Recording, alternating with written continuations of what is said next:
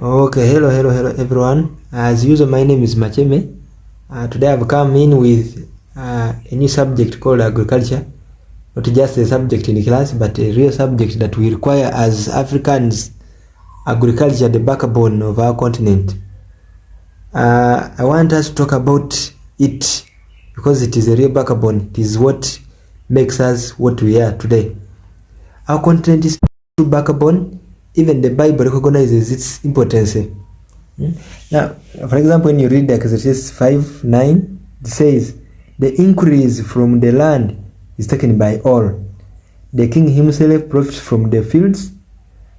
So agriculture is not just a means of survival, as most of us think. We always leave agriculture and we think it is just a means of survival. It is not. It is the foundation of every economy, I'll say community, and even leadership. So whether who we need to turn back and go back for agriculture, because it is very important. But now look around us. In fact, most people spend their time in cities and towns engaging in business, selling tomatoes, onions, bananas, flour and other products. Yet among those selling, how many are actually farmers? It's very few are farmers among those who are selling. Before we sell, we should, in fact, shouldn't we first produce? As if you are selling tomatoes, you are selling what? Are you not supposed to first produce before you sell? Shouldn't we plant something ourselves before trading in what others have grown? Now today only 30, or let me say only about 30% of people remain in villages, working tirelessly to feed the remaining 70% and themselves. Those 30%, what I mean, they are working for themselves and also to feed the 70% who are in cities. This small group is the backbone of our society, yet they bear the burden of feeding entire nations. Meanwhile, the rest of us are busy chasing money, struggling to afford what the 30% have produced, making food more expensive for everyone. We are not supposed to be chasing money. We are supposed to work and produce what we need to live. Money has caused inequality and countless problems in our society. So people who spend their lives chasing money are often celebrated as hardworking, yet they eventually even use that same money to buy food from the farmers. The cycle continues, widening the gap between the producers and the consumers.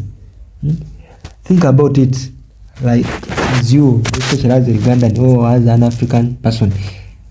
For a person to be a true patriot, shouldn't they contribute something tangible to their country? Farming is not just an occupation. It is a service to humanity, yet corruption, white-collar jobs, and free money continue to devalue the hard work of farmers. Every time corruption occurs, every time someone gets money they didn't earn, it directly affects the 30% who are working hard to feed the rest of us. Because now if you get a lot of money, it means you not go and do agriculture. You get that money to buy what the third has produced. And that is what I'm trying to mean here. It is time for government to step up. They must prioritize agriculture by educating people on farming practices, rearing livestock, and modern agricultural techniques. Governments should provide accessible markets for farmers, fair pricing, and subsidies to encourage production.